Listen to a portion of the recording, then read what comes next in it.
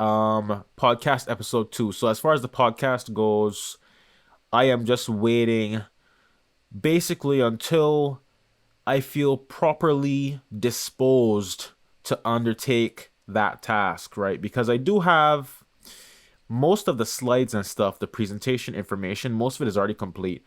I do have some other notes that I've written down over time that I want to like add certain information into them, but for the most part, the presentation is complete. It's just that something of this magnitude regarding like the truth of what's happened to the papacy, the current state of the church, and all that kind of stuff. This is very heavy information that bears tremendous weight upon people's eternal salvation. So it's like I don't take it lightly. It's not just like, oh, let me just press record and make a video. It's like this is a very heavy thing to undertake. And there is, of course, as well, whenever you make these kinds of videos, this kind of content, there's always the, how do we say, a heavy load of responsibility on me for what I share with others. Like how St. Paul, he says, let not many of us be teachers, my brother, because the teachers bear the harsher judgment or something like that, I believe he said. And I can't remember the exact words, but it was something along those lines.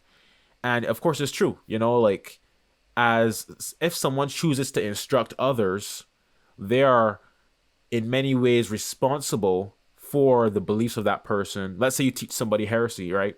The person dies believing that heresy and goes to hell. You may have to bear guilt for that person's soul. Now, of course, if you die in the state of grace, then you wouldn't have to bear eternal punishment for it. But there is still responsibility to be held accountable for teaching someone heresy when, say, used to be a heretic or whatever, all those kinds of things. So it's very important that when you choose to instruct other people, you take it very, very seriously. You try not to rush things. You, of course, pray constantly, ask God to help you with it and all those kinds of things, right? Because it's just a heavy, heavy matter. Is not a light matter in any sense of the word. And it's sad because, of course, there are billions of heretics on the earth right now, and tons of them are like, heretic so-called priests and preachers and so-called ministers and all this stuff, teaching people tons of heresy, right? And leading them straight to eternal damnation. So it's really quite horrible. And I do wish, and I mentioned this to someone last year, I wish, as I mentioned, even with God's Last King, I wish I didn't have to make God's Last King, like I said last time, right? I wish God's Last King already existed as a series that I could just watch, that I could just be a viewer that could watch this as a fan, right? But because it doesn't exist yet, I have to make it. And I feel the same way with the podcast, because I wish there was already someone that I was aware of, because I'm not aware of anyone personally. I wish there was already someone out there teaching the truth about certain subjects and explaining the state of the church accurately. I wish there was already someone doing that so I wouldn't have to do it. Because even with that video about baptism of desire and stuff like that, as I told someone, I didn't want to make that video naturally speaking. I only made that video because I actually felt kind of guilty in a way if I were to remain silent, because I was like, man, I mean, this is what the fathers teach. This is what the doctors of the church teach. This is what the canon law of the church teaches. You know what I mean? It's like, I'm like, how do you have all these people? Like I don't know how many, maybe thousands, maybe hundreds of thousands, I don't know, but just so many people online, claiming to be traditional Catholics and all this stuff. And 99% of them are teaching heresy. I'm like, how is that? These people can't just pick up what a church father read and just believe it. You know what I mean? Just read what St. Robert Bellarmine said and just believe what he said. Stop twisting what he said to try to make a bunch of heretical garbage and filth. Just read what the doctors of the church said. Read what the canon law says, accept it, believe it, and shut up. That's all you have to do. And it's like, sometimes people will be amazed. People will be amazed. For example, when I was talking to people about, the whole baptism of desire stuff and all that, people will be amazed that, the stuff I was sharing with them and all this kind of information and stuff. I'd be like, dude, like, this is not even, it is not, I'm not doing anything special. All I'm doing is telling you what the fathers of the church already said. I'm not making up my own interpretation. I'm not inventing something. I'm not being like, hey, I'm the only one that figured this out, or I'm like, no. All I'm doing is telling you, hey, did you read what Saint Robert Bellarmine said about this subject? Did you read what Saint John Chrysostom said? Did you read what Saint Augustine said? That's all I'm doing. All I'm doing is telling you what they said. What they say is what I'm saying. So I'm not adding to it, not taking away from it. I'm just saying this is what they taught, therefore I believe it. That's all it is. It's not complicated. It's not some amazing mystery. It's not some investigation you have to solve and all this kind of stuff. The reason it seems so complicated is because there are hundreds, if not thousands, if not millions of heretics who refuse to believe what the church teaches, right? The church teaches if you die outside the church, you're going to hell forever. They don't want to believe that. So they have to find some way to make that not be what the church teaches. They're like, no, when the church says outside the church there's no salvation, that doesn't mean outside the church there's no salvation. What it really means is this. No, it means what it says. Outside the church, there's no salvation.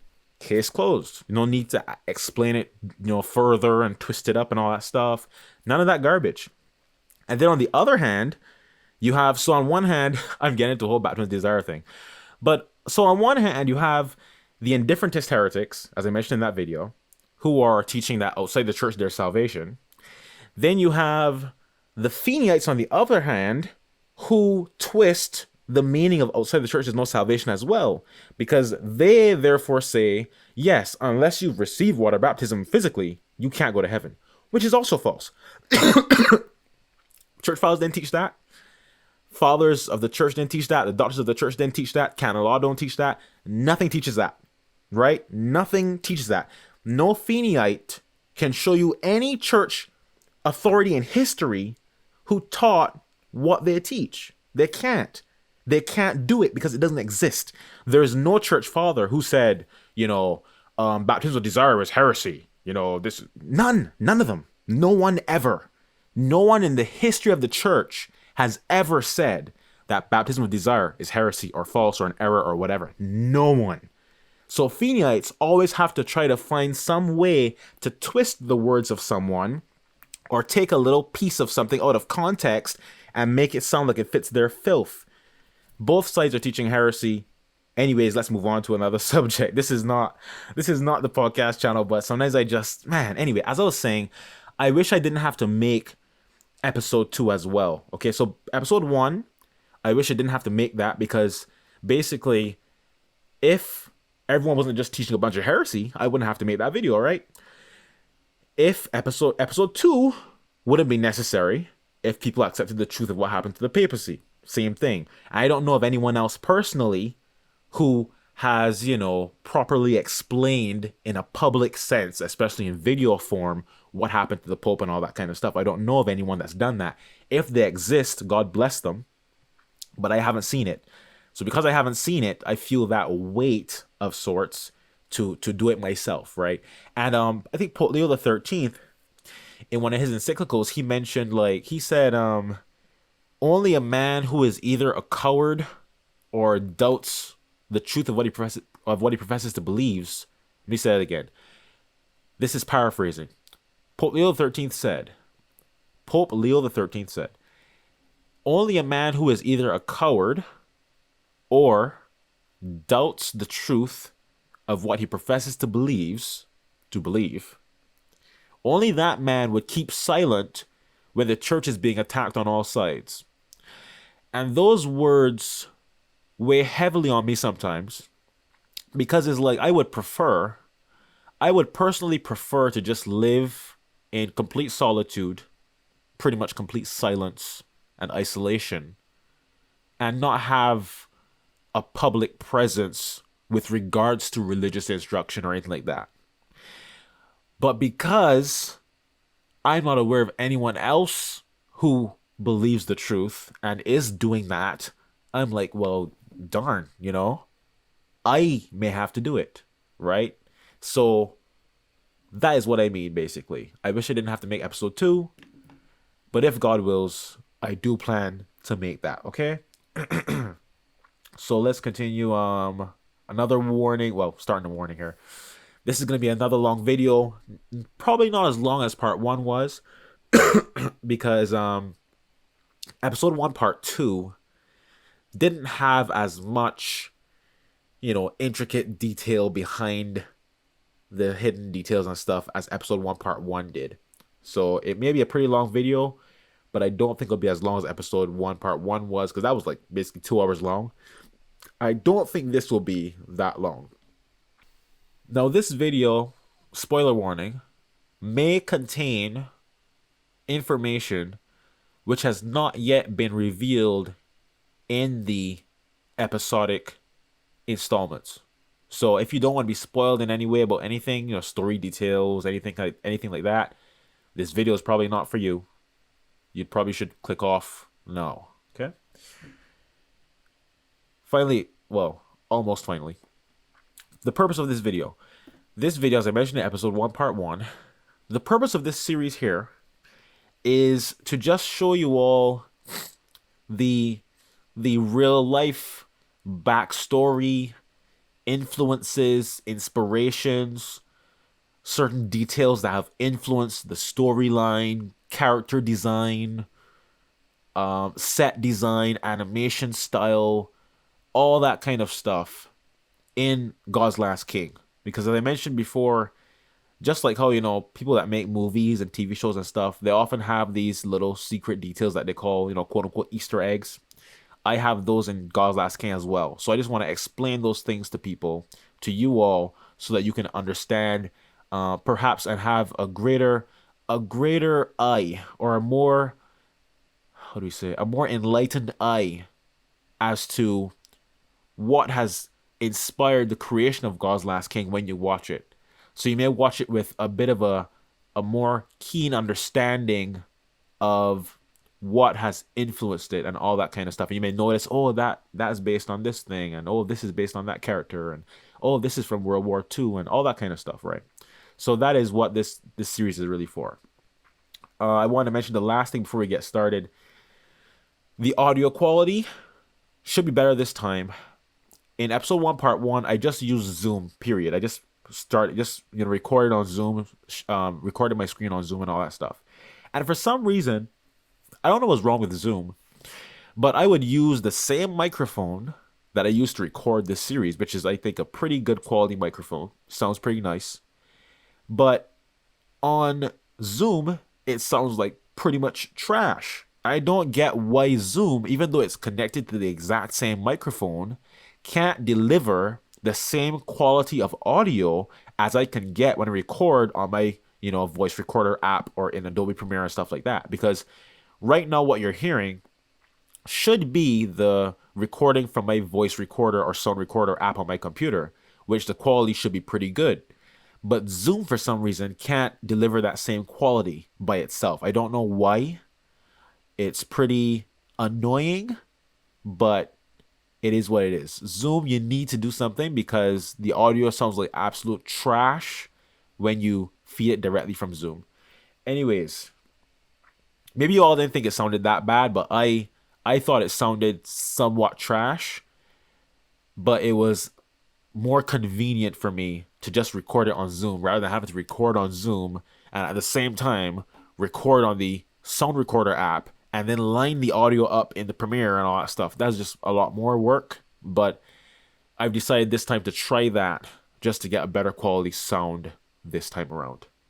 So let's begin the actual episode.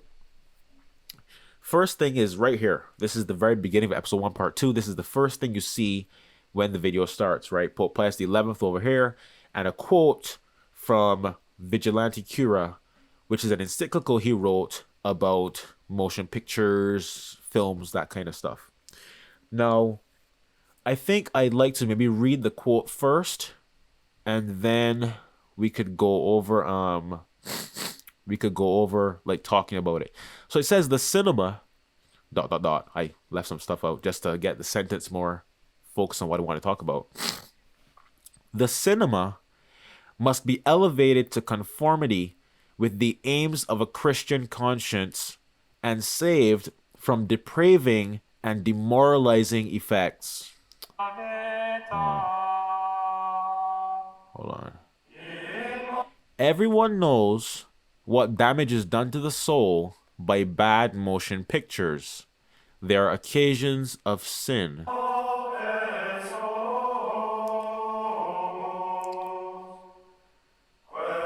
They deceptively lead young people along the ways of evil by glorifying the passions. They show life under a false light. And as I've mentioned in part one, I may have mentioned it, but I may have mentioned it before as well, in general. It pains me personally that almost all modern media, everything, there's almost nothing untouched. Almost everything on the earth that you could watch, that you could listen to, that you could read, everything, basically everything, is corrupted with filth, evil, debauchery, and sin. Almost nothing is untouched.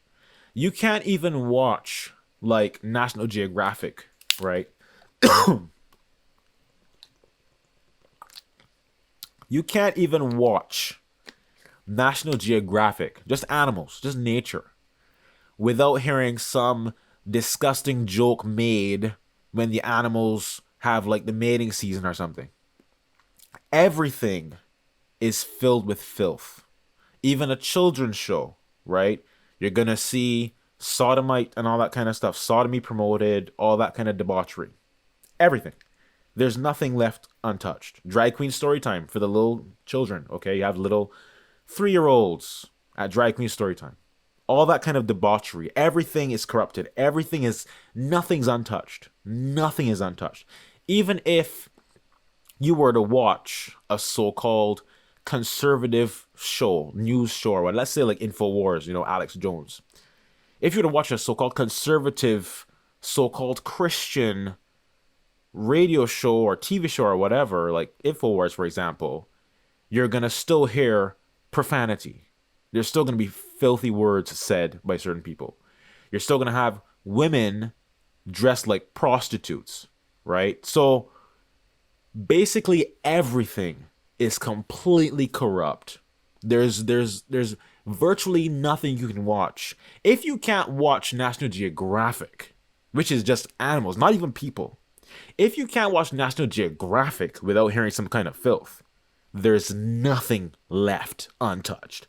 At this point in time, the devil has smeared his filthy hands all over everything, okay?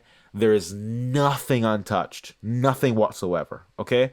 And so that for me is a source of great hatred, a source of great anger, a source of great frustration, annoyance, disgust.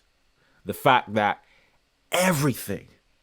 there's nothing that is untouched by filth today. Nothing. I dare you to show me something. You can't. You can't show me anything that is not corrupt. Because even something that claims to be Christian or claims to be Catholic is likely going to contain heresy. So either you get debauchery, or if you don't get debauchery, you still get heresy. So there's no escaping it, basically. Let's continue. Oh, right, as I was going to say. Because that is the case, because the world is so thoroughly infested with filth today, that is another reason why I wanted to make God's Last King. To be basically one of the few, if not the only, because I don't personally know of anything else. I don't personally know of anything. Something else may exist. I don't know. I may not know of it. But I wanted God's Last King to basically be one of the few, if not the only, show on earth that I'm aware of that is doctrinally sound, not teaching any heresy and filth, and doesn't contain profanity, debauchery, promotion of sodomy, all that filthy garbage, right? Just you could just watch God's Last King and enjoy it as a Catholic show, not have to worry about people saying God's name in vain, not have to worry about bad words, not have to worry about seeing prostitutes, not have to worry about people trying to promote sodomy. Yeah, all that, you don't have to worry about none of that stuff. You can just watch God's Last King as a Catholic and be like, yeah, this is a Catholic show. I can just watch it and not have to worry about filth. That's basically another layer to the reason for God's Last King existing. Okay, let's continue here. Oh yeah, I should mention here. It says glorifying the passions, right? And for those who don't know, the passions is just like self gratification, hatred, anger, revenge, lust, all these things. These are passions, sinful passions. Even in most movies, I don't know most movies, but a lot of movies and media that I see, revenge is always such a promoted thing. Even if you watch something like, let's say, wrestling. So in wrestling, you're supposed to have the good guy, quote unquote, who is they call him a baby face, and then the bad guy who is a heel, they call him a heel.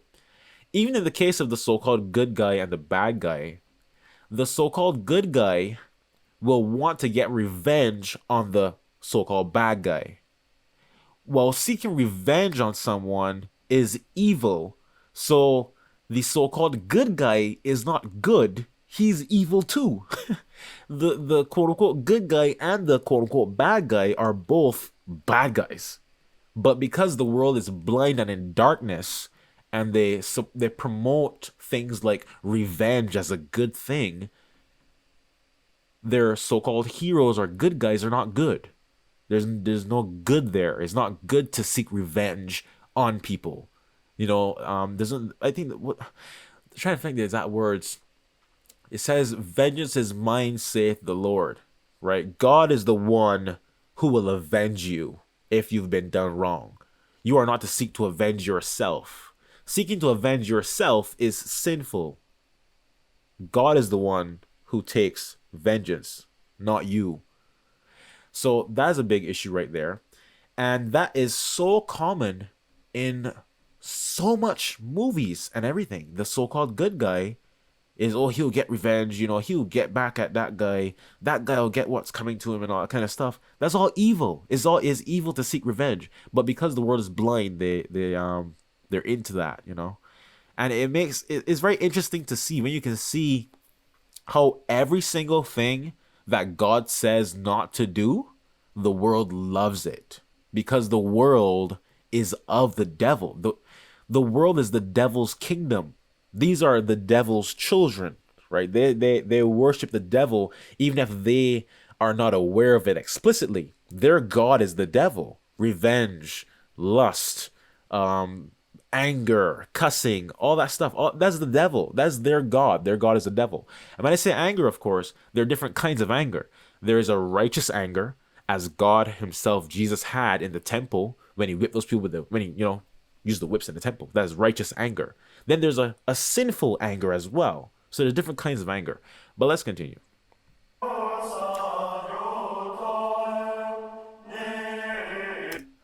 So they cloud ideals, they destroy pure love, respect for marriage, affection for the family. I mean, the idea of marriage in today's world just doesn't even basically exist anymore. It means nothing to these people. It means nothing because they think that you can just get a divorce. So, marriage is not as big of a deal when you could just get a divorce, right? It's like, hey, we'll try it out. And if it doesn't work out, hey, no. When you marry that person, you're married till you die. There's no divorce. That's over with. The Old Testament, that's done.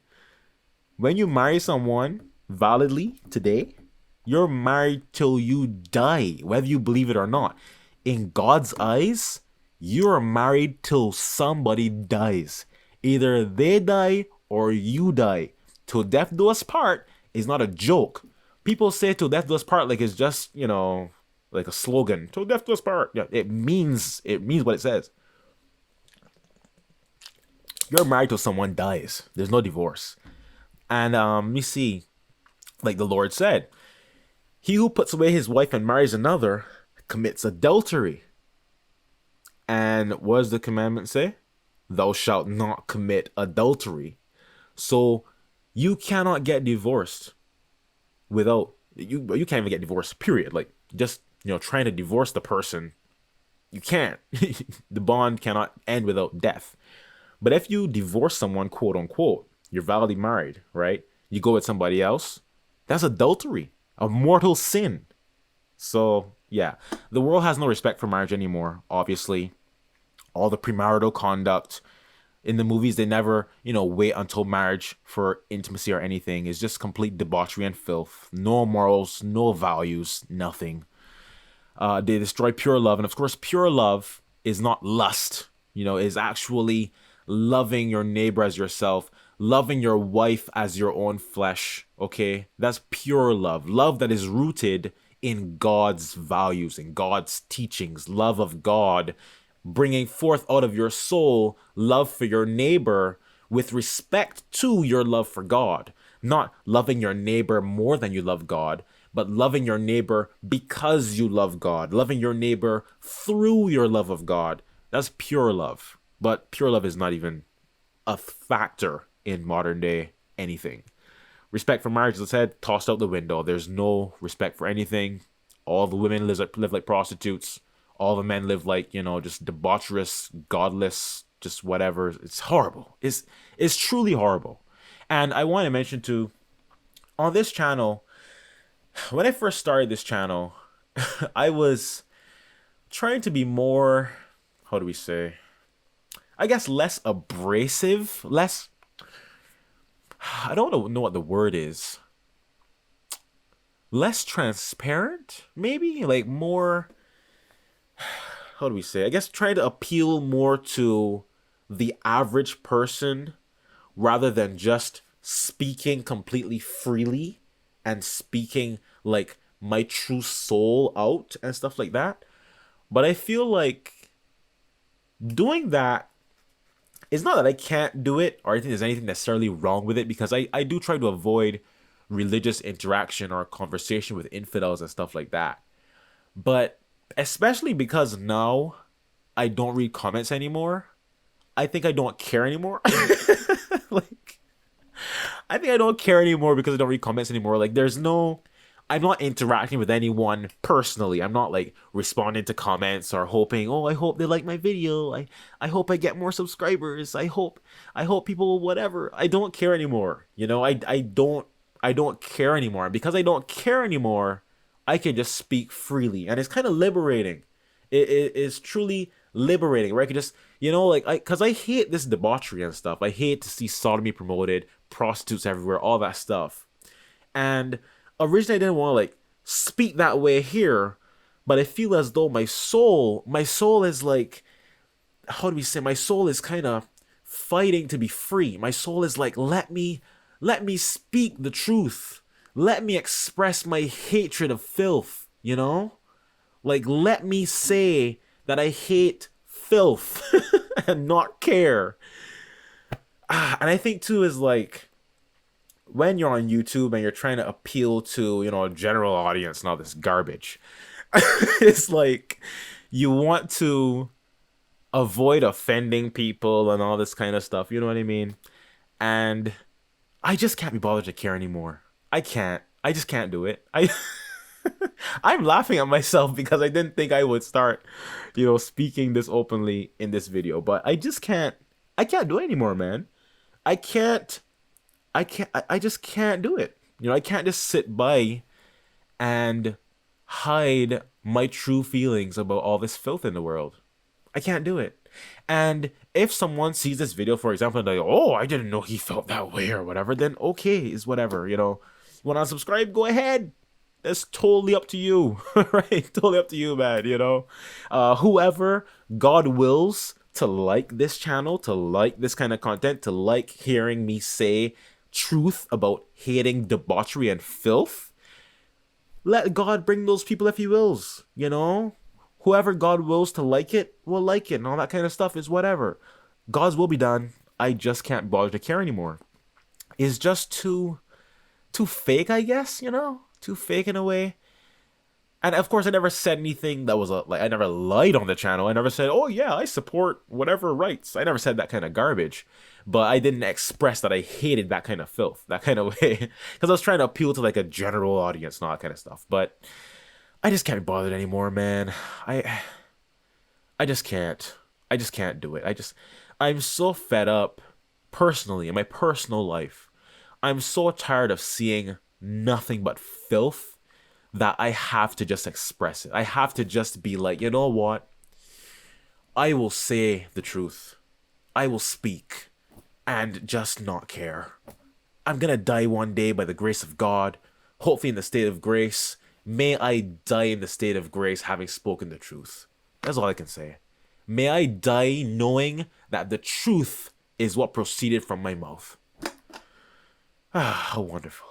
Wonderful feeling. It's a wonderful feeling to speak freely, man. So yeah, let's continue here. Pure love, they destroy pure love. No respect for marriage, affection for the family. Affection for the family. Complete garbage. There's no affection for the family in the modern world. There's none. That doesn't even exist anymore because so many so-called families are just single mothers, right? Unmarried women who 99% of the time prostituted themselves to have their children, and now they're single or whatever, and there's no father in the picture, or the father lives somewhere else with another woman or whatever. All this kind of just debauchery everywhere, right? There's no consistency of the married couple who have been married for however long, stayed together, have a family, all that kind of stuff. That is how the world should be. That is how society should be structured. The family. That is the beginning of our lives on earth, our family. And if your family is a structure, a unit of debauchery, then 99% of the time, the children will be products of that environment and be units of debauchery themselves. Because they're going to grow up thinking, oh, it's okay to have a mother who's living like a prostitute and my father is some guy down the street and all that kind of filth. They're going to think it's okay, right? It's not. That's not how things should be. That's not how life should be. You should have a mother and a father who are married, who didn't do anything with each other before marriage, and are loyal to each other, faithful to each other, all that kind of stuff. But I will say, it is difficult to have a good marriage, to have a lasting marriage without love of God. Because without love of God, 99% of the time, you're going to have people committing adultery, whether it is in their mind or physically.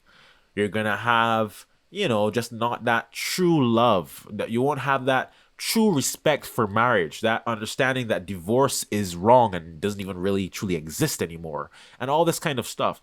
Without love of God, it is very unlikely that you're going to have a stable, loyal marriage. Not saying it's impossible. Certainly, an infidel, I think, is capable of having a stable, loyal marriage, but the chances of it happening are not very high. And even for people who are, let's say, actually Catholics, is not going to be easy without extreme help from God to perfect your souls, because the married state requires a supernatural level of patience, compassion, selflessness, all those kinds of things. And it's very rare to find those virtues in anyone, even someone who is a real Catholic. It may have a difficult time being exceptionally advanced in those virtues. So having a truly godly marriage, a holy marriage, is a rare thing, even in the Catholic Church.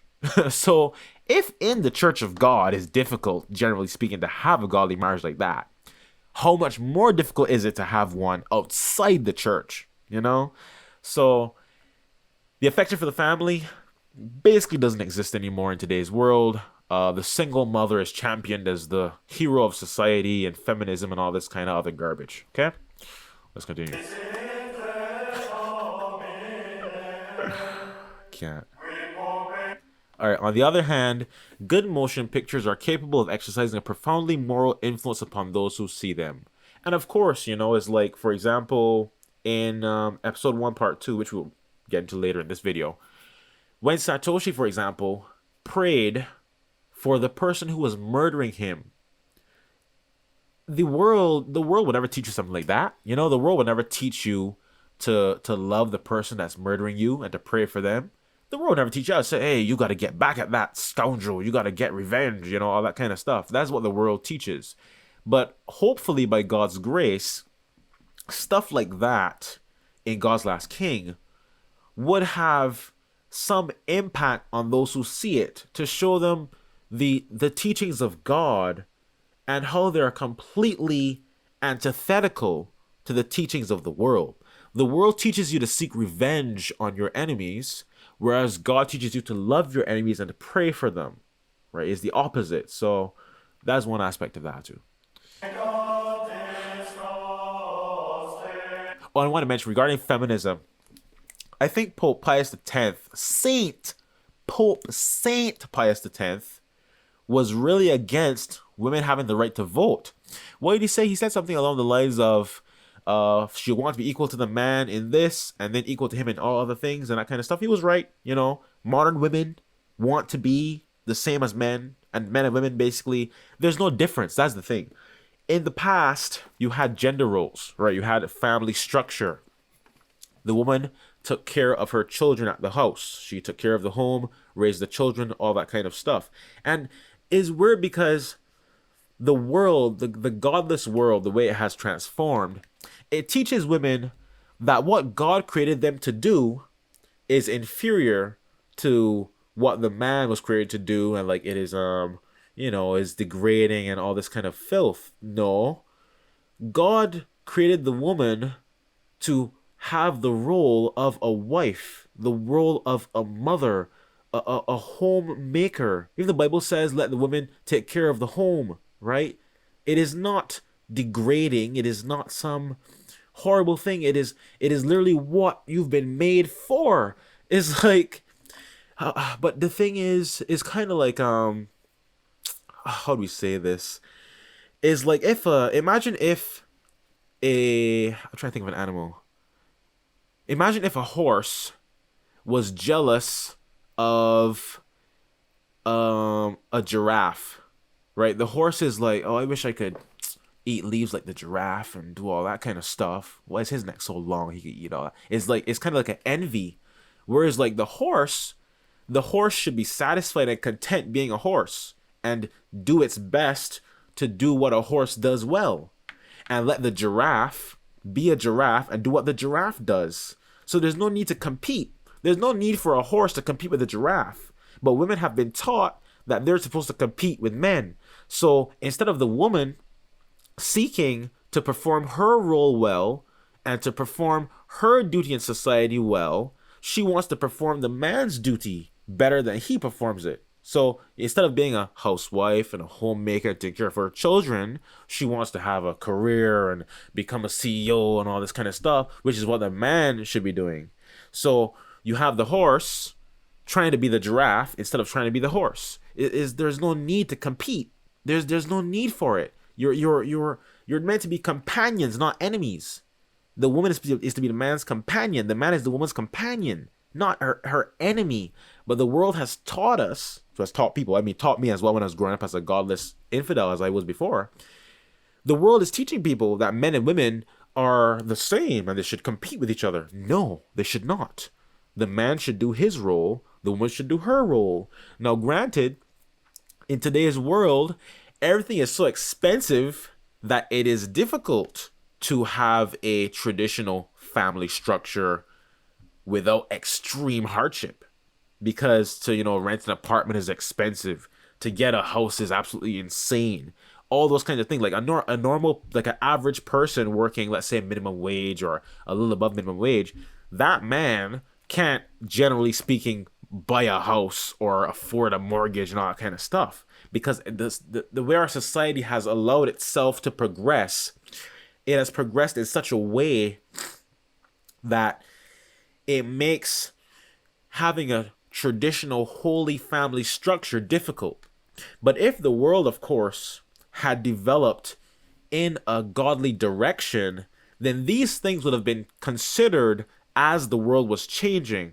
Because I remember, I think Pope Leo XIII who I believe is called the working man's pope, he, in one of his encyclical letters, and maybe others, mentioned that the man who is working, being given a wage, he should be given a wage that is sufficient that he can take care of his family with it. But of course, in today's world, that's not the case. To take care of a family, you really generally can't do that with a minimum wage job, right? But you should be able to, so that society doesn't fall apart because the man is unable financially to fulfill his role, because not everyone's gonna be a millionaire, not everyone is gonna be a doctor or engineer, and not only CEOs have children. You know what I mean? It's not like the factory worker doesn't have a family as well. He also has a family and also has to take care of his family. But because of the way the world has been allowed to develop in this godless way, with only concern for money and no concern for the family and its structure and its stability, that is where we are right now. The factory worker, that man, can't generally take care of his family by himself. And so the woman is forced in many ways to enter the workforce because the husband can't afford to do it alone unless he's rich. You see? So the world's just complete trash at this point, man. It's horrible. It's really horrible. And I pray often, very often, every day basically, I pray for the 3 days of darkness. I pray for God to do whatever he has to do to clean the earth, to get rid of evil, and to establish righteousness on the earth. Yeah. Let's continue. In addition to affording recreation, they are able to inspire noble ideals of life, to communicate viable conceptions.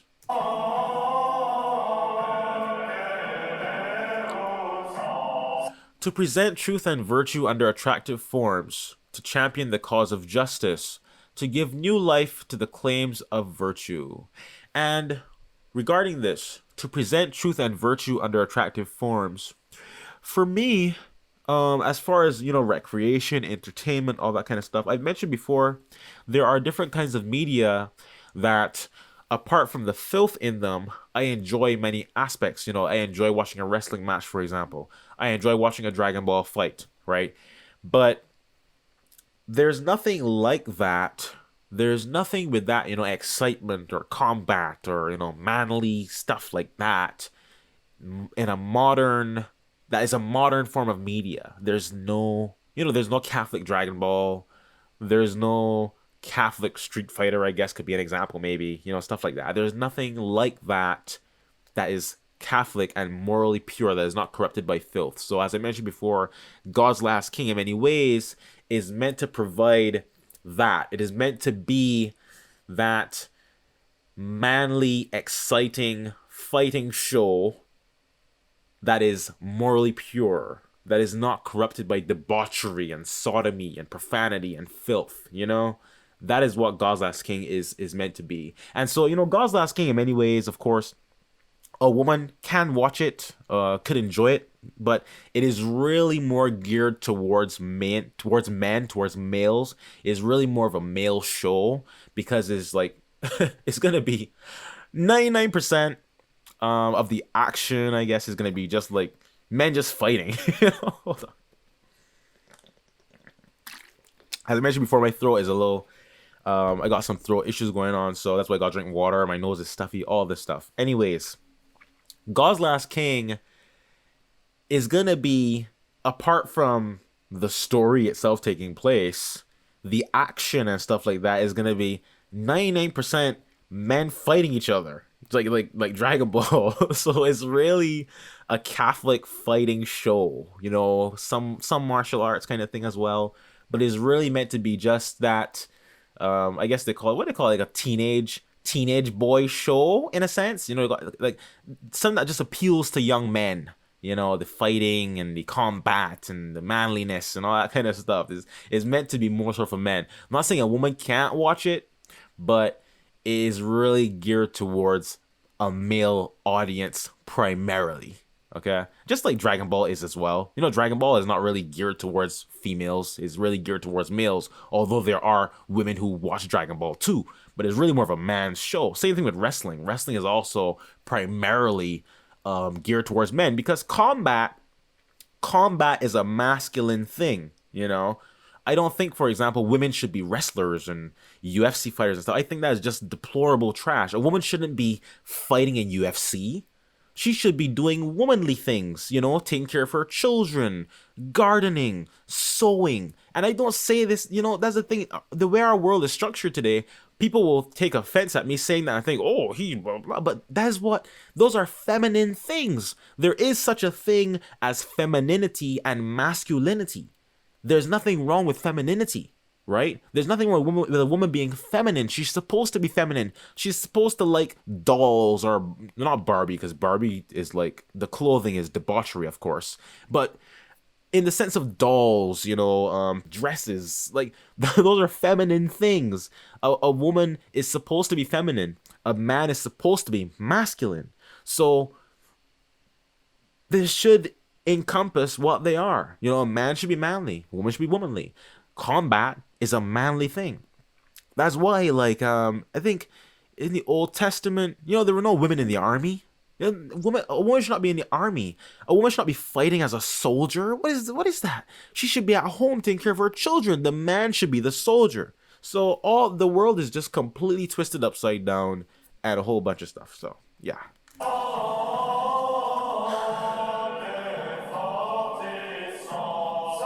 And to contribute positively to the genesis of a just social order in the world.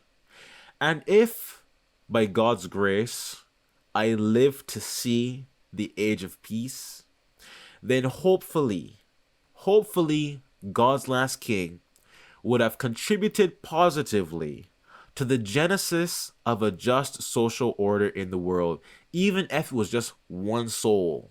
Even if just one soul was influenced in a positive way by this show, which led, by God's grace, to their eternal salvation, praise be to God for that one soul, And I want to read that one part one more time because that is so impactful to me.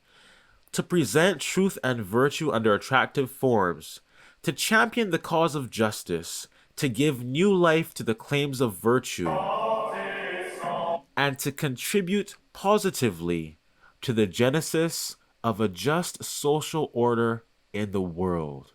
Is that not so beautiful? That is so beautiful.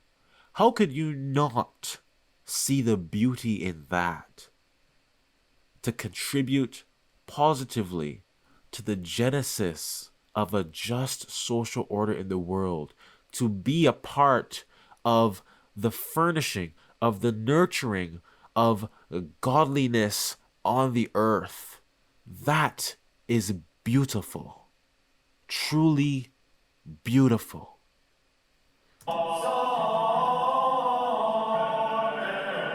Vigilante Cura, His Holiness Pope Pius the 11th. Now that we've gone through that, this video may be longer than I thought it would be because we're already at like maybe close to an hour, and I haven't even started most of the bullet points yet. But I wanted to mention some things regarding this Pope Pius XI quote, apart from what I just mentioned about the quote itself. I didn't even plan to say all that stuff actually originally. That wasn't on the bullet points. That was kind of spontaneous. But as far as what I've written here, right here, Catholic morality regarding film. Now, last year, I made a post on, I think, several Facebook groups which profess to either be Catholic groups or traditional Catholic groups. One of them stood out in particular. One of them had the most responses. I posted in those groups, specifically, let's address only one group, because I think that one group stood out the most out of everything I may have posted in.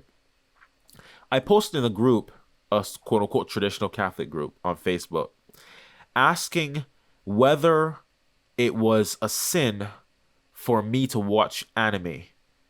And for those who don't know what anime is, like Japanese, basically Japanese cartoons. But they're not usually like Bugs Bunny. They're more like, I don't know what an American counterpart would be. What's an American counterpart of Japanese anime? I don't even, what, like Thundercats? No. Masters of the Universe? Like if you have Batman and Spider-Man and stuff like that, you know what I mean? Like, so like basically like a Japanese. Let's say you had Batman, like there's a Batman animated series or a Spider-Man animated series, like Japanese anime, maybe the Japanese equivalent to that. You know what I mean? So, and there's also a puppet show that I used to watch, or it's kind of on hiatus right now, but there's a show called Thunderbolt Fantasy, which is marketed as anime, but it's not animated. It is actually puppetry, is puppets. Anyways, I posted in a Facebook group asking whether it was a sin to watch anime. The reason being, anime, just like everything else on Earth at this point, virtually everything, is corrupted with filth and debauchery. There may be an immodestly dressed prostitute somewhere. There may be someone saying God's name in vain. There may be a character seeking revenge. The protagonist may be, let's say, a bandit or a thief or whatever. All these kinds of things, right? There's all this immorality mixed in with the show, okay? Because of course the show is made by infidels, all that kind of stuff. Anyways, and when I made that post, I was initially, I don't even know. Let me say this. So after I made that post, right, I found out about Pope Pius XI, Vigilante Cura, where he addressed basically the exact question I was asking, which was essentially, is it a sin to watch movies or TV shows which are morally imperfect, which have sinful things in them? Okay?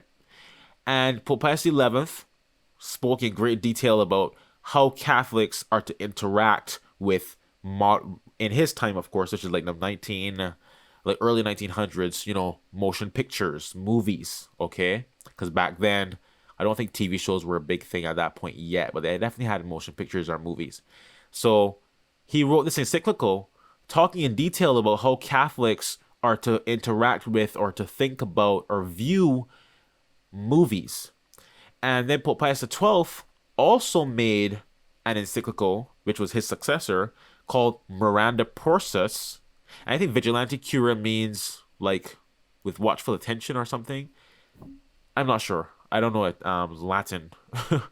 But yeah, so Pope Pius XII also wrote an encyclical about the same subject, basically, movies, radio shows, modern media in his time, and how Catholics are to interact with them, what they can watch and can't watch, all those kinds of things. And then, of course, there was the Legion of Decency, which was a Catholic organization I mentioned in the last episode of this series. The Legion of Decency, which was a Catholic organization in the 1900s that would rate movies so Catholics could know if something was condemned, which would mean you can't watch that movie, or if it had a different rating, like I think A1, A2, and B were the other ratings, where it will be like, is appropriate for people of this age group, but not appropriate for young children, or you can watch this movie, but it does have this bad thing in it or that bad thing. So just because a movie had a bad thing in it didn't mean it was condemned. Okay, you could watch it, but you were made aware through Legion of Decency of what moral faults may be in that product.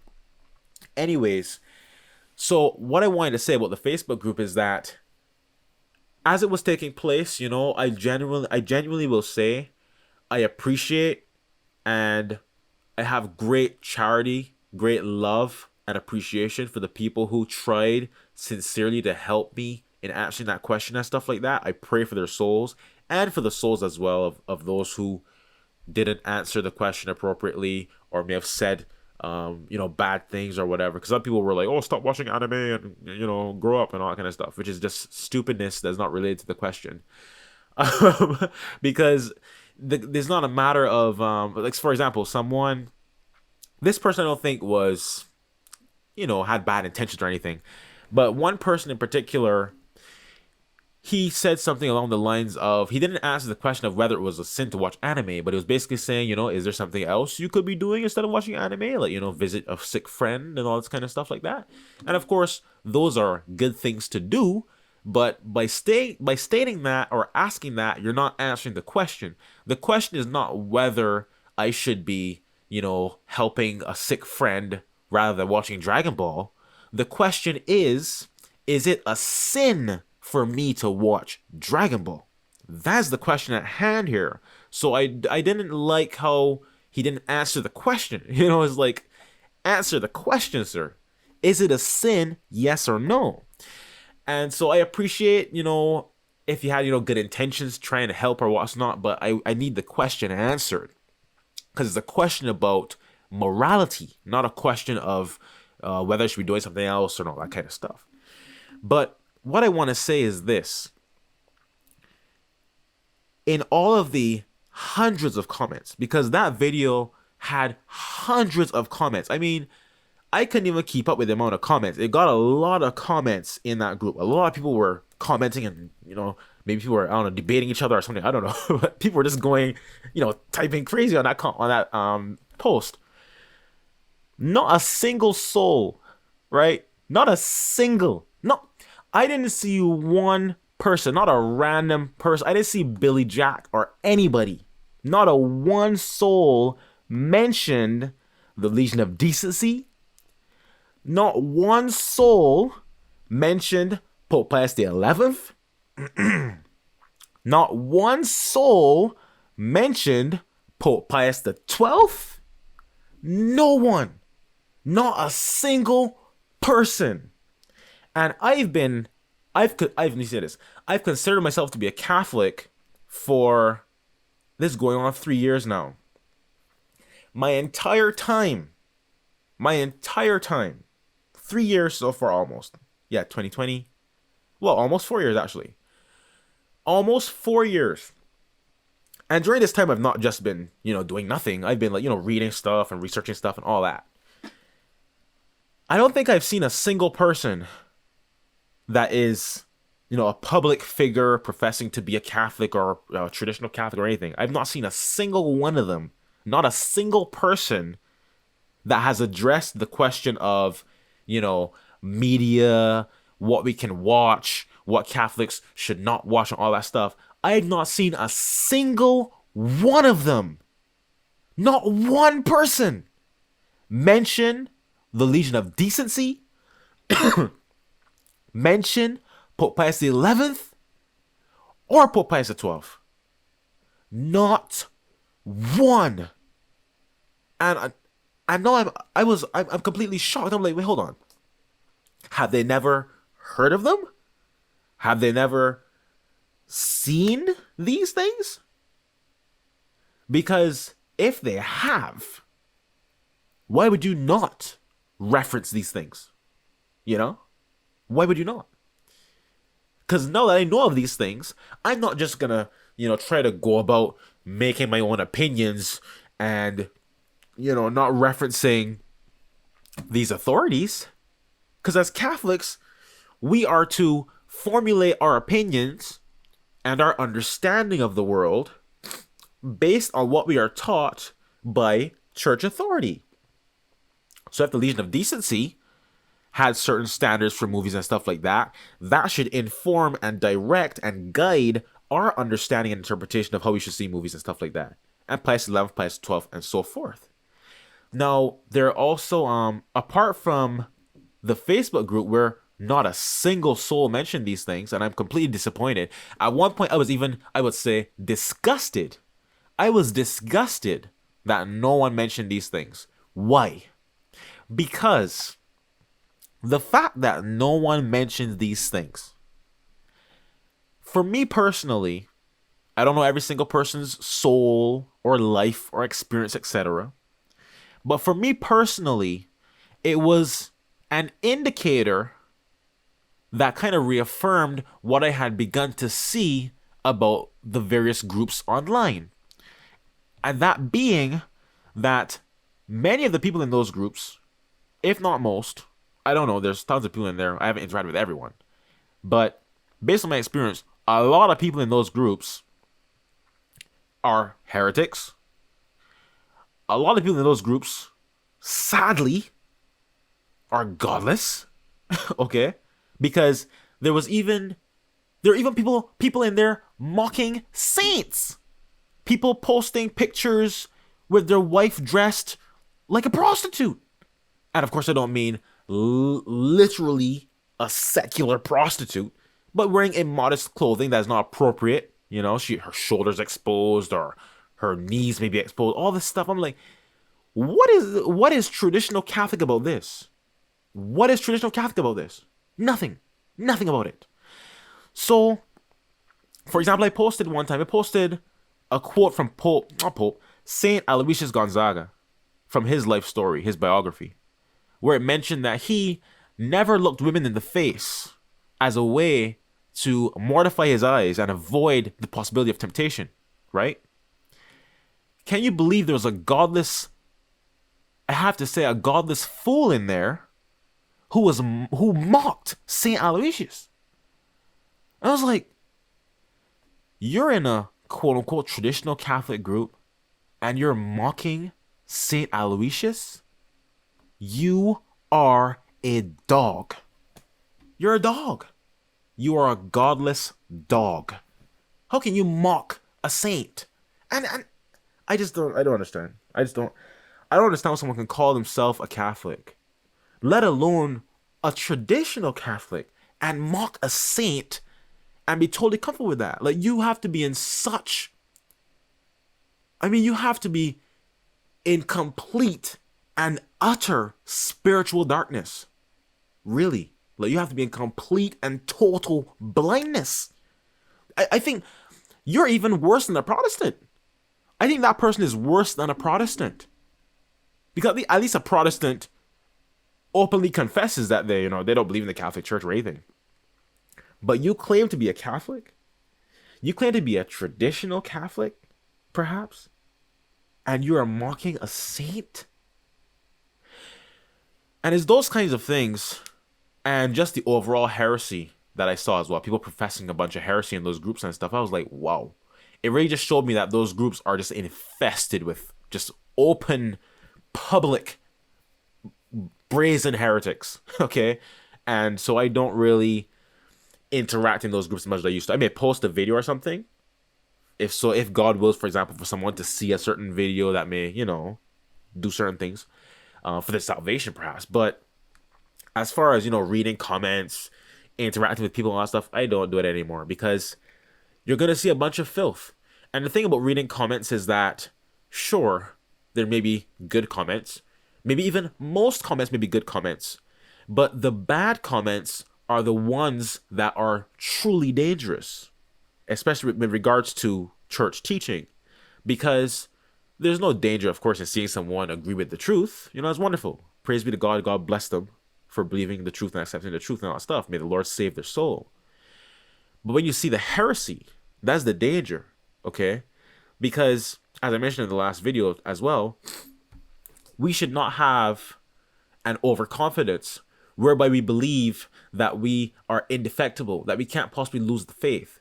Reading the filthy words of a godless heretic or some godless individual that may profess to be a Catholic but is in fact a heretic, mocking saints and stuff like that, reading the words of such a person is like reading poison.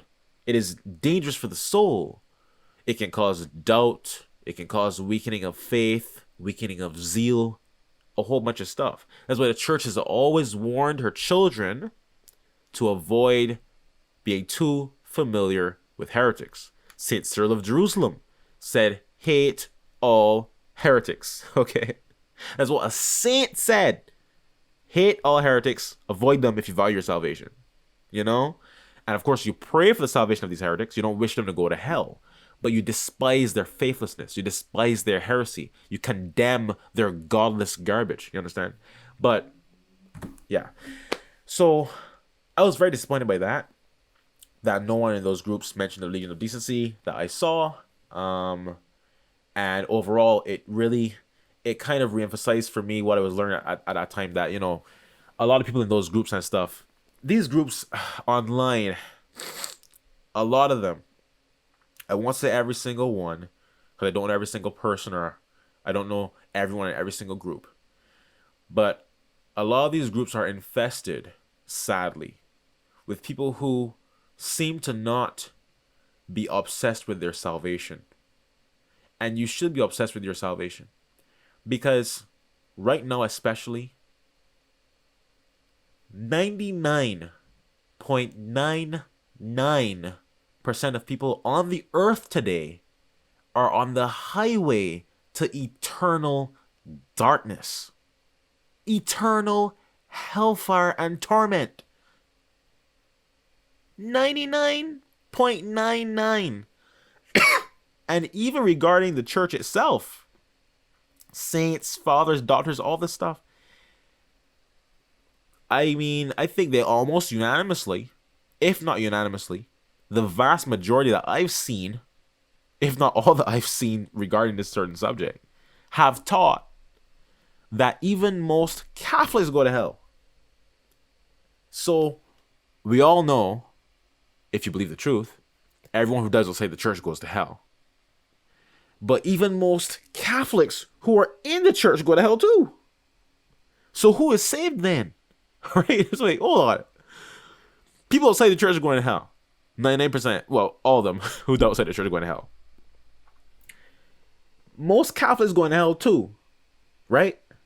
According to these saints, fathers, daughters, all this stuff. So who's going to heaven? Who is saved? And this is a question that I personally have, meditated upon for maybe going on like a year now, I think, is when I first really started thinking about that fact more in depth. And I'm starting to think, like, those who are saved, the vast majority of this small number of people who are saved, they're the saints, okay? The saints are the ones who are saved. The saints are the ones who are going to heaven. You understand? And obviously, most Catholics are not saints. Otherwise, we wouldn't have to even call them saints. If every Catholic was a saint, you wouldn't have to have a certain category of person that you call a saint, right? If everybody's a saint, then nobody has to be called a saint because they're all just Catholics. The saints are the ones who are saved. So what do you have to do? What do you have to do to be saved? You have to become a saint too. That's how you get to heaven. Because it's very rare that God will give someone a deathbed conversion. Very rare. I think, was it St. Augustine? It may have been St. Augustine. I heard it in some sermon, I believe. One of the sermons I listened to. I think St. Augustine said, it will be a greater miracle for God to convert a godless person at death than to raise someone from the dead. It will be a greater miracle for God to save someone who lived a godless life, give them a deathbed conversion at the last minute or whatever, right? That will be a greater miracle than raising someone from the dead. And this is one of the reasons regarding specifically the sin of impurity. And those who don't know, impurity is, carnal sin. Impurity is such a powerful vice. One of the sermons I listened to mentioned that the vice of impurity takes such a strong hold upon the soul that in most cases, it is easier for God to separate the soul from the body, for the person to die, than to separate the sin from the person's soul. Because with that vice, it's almost like the sin fuses with the person's soul so intimately that it is a tremendous miracle for God to liberate the person from that vice. It is easier for them to just die in sin than to be freed from it, right? And the sermon mentioned that that's why when God told Noah that he would destroy the earth with the flood, Noah didn't even pray for the earth. He didn't even say, oh, God, please spare them or anything like that. God, please do anything to free them or what's not, help them repent or nothing like that. He said Noah didn't even pray for them because Noah understood, they're completely and totally absorbed in impurity. That's why the Bible said the thoughts of man are flesh continually. That's what it means. Flesh means lust, impurity. That's the problem. That was what was wrong with the earth in Noah's time. The same thing wrong with our earth today. Constant impurity, 24/7 filth, sodomy, debauchery, prostitute, all that stuff. Constantly. That's what was going on back then. That's what's going on today. That vice is so difficult to free people from that Noah didn't even bother to pray about it. He was like, okay, God, yeah, just destroy the earth, thanks. Go ahead, flood it, please. Just clean the earth. Noah didn't even pray about it. He didn't pray for them or anything, right? So, yeah, knowing that today, most people are on the highway to hell, you should be obsessed with your salvation. And if you're obsessed with your salvation, you should be obsessed with knowing whether or not it is a sin for you to do the things you do. You should want to know, is it a sin for me to go to this place? Is it a sin for me to talk to this person? Is it a sin for me to listen to this music? Is it a sin for me to watch this movie? Is it a sin for me to play this video game? Is it a sin for me to watch this TV show? All these questions you must ask yourself. Everything you do, at least when it's something that, is related to morality. Of course, it's not sin to take a shower, okay? But things that have any moral implication to them or can have a moral implication, you should ask yourself, is this a sin? You should want to know.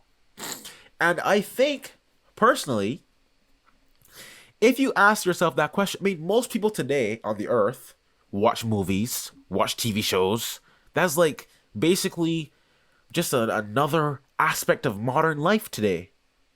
So the question of what movies are lawful to watch, what TV shows are lawful to watch, all that stuff, these should be questions that every person who professes to be Catholic or traditional Catholic or anything like that should be asking themselves.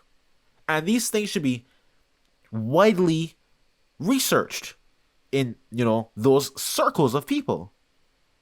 And yet, I haven't seen, personally, of course I haven't read every single thing on the internet. Someone may have talked about it. But it's not so common that I found it easily or anything like that. And even the Diamond Brothers, who are, of course, heretics, as I mentioned in my podcast episode about baptism and desire, they're Feniite heretics.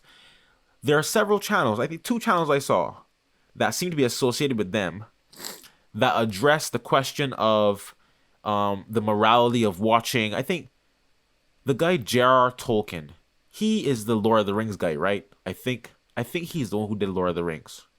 I believe so.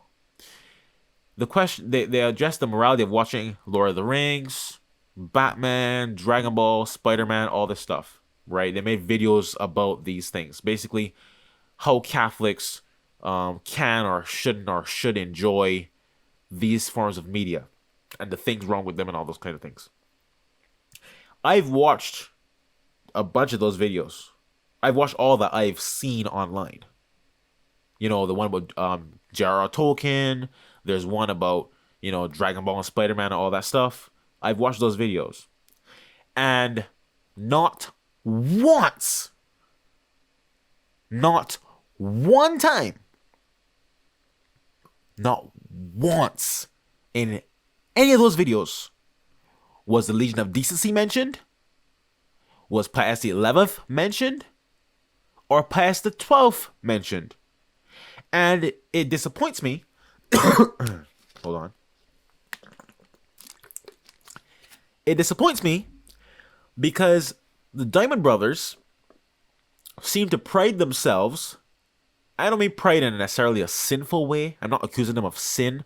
But I mean pride themselves as far as like they seem to almost advertise themselves as being very well researched, very well read as far as Catholic literature goes. So it disappoints me that people associated with them, as far as I can see, have addressed the question of how Catholics should or can't watch or can watch or whatever modern media, and no mention was made of the Legion of Decency of Pius XI or Pius XII. That is very disappointing because I'd like to know, have they never heard of Legion of Decency? Have they never seen Vigilante Cura by Pius XI?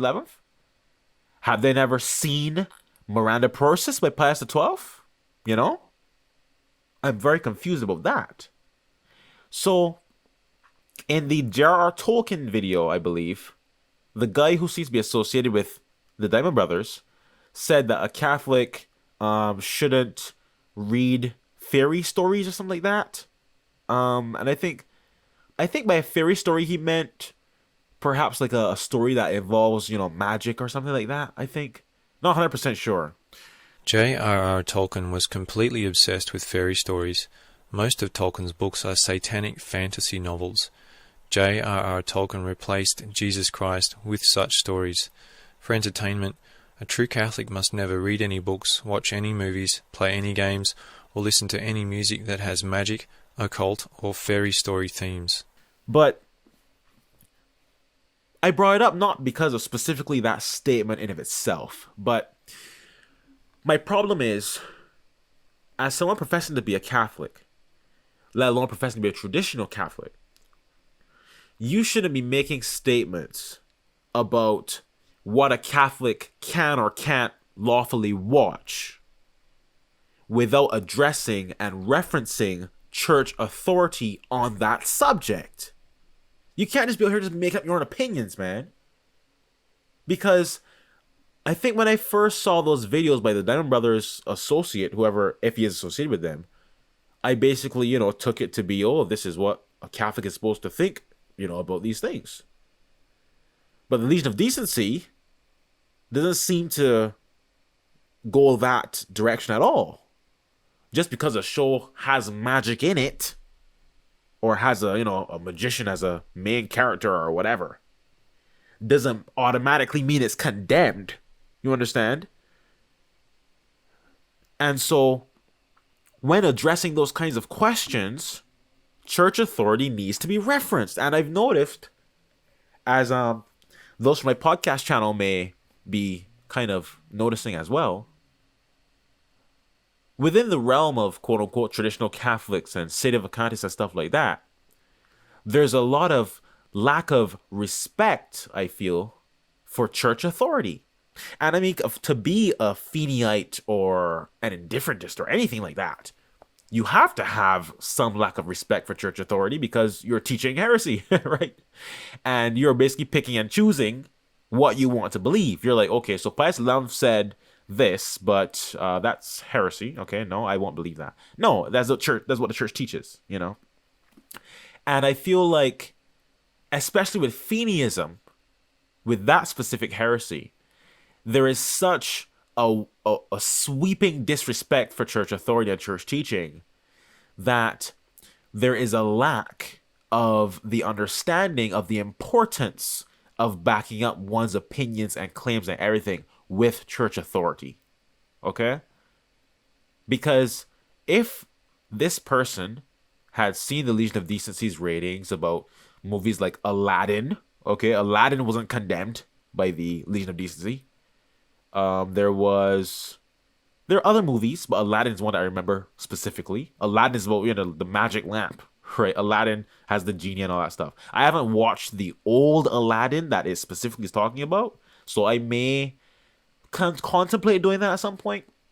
But it did mention, I think Aladdin, one of the moral faults in that Aladdin movie was like indecent attire for women or something like that. So I really don't want to see that filth anyway, so I may not even look at that. But my point is, Aladdin, which, if I'm understanding correctly, is the same story about the magic lamp and all of that. That movie was not condemned by the Legion of Decency. So a Catholic is not forbidden to watch Aladdin, at least that Aladdin, But what I'm saying is, if the person who made that video saying that a Catholic can't watch a fairy story or shouldn't like a fairy story or whatever, if they had seen the Legion of Decency and respected the authority of the Legion of Decency, perhaps they would not make that statement.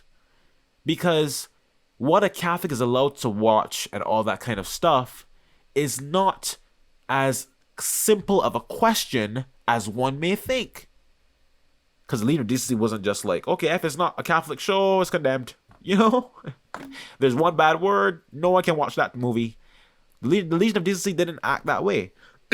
And so that's why I personally try to be very cautious in what I say is condemned or a Catholic can't watch and that kind of stuff, because the Legion of Decency was not as simplistic regarding that question as a lot of people like this guy I'm talking about that seems to be associated with the Diamond Brothers make it seem like. You understand?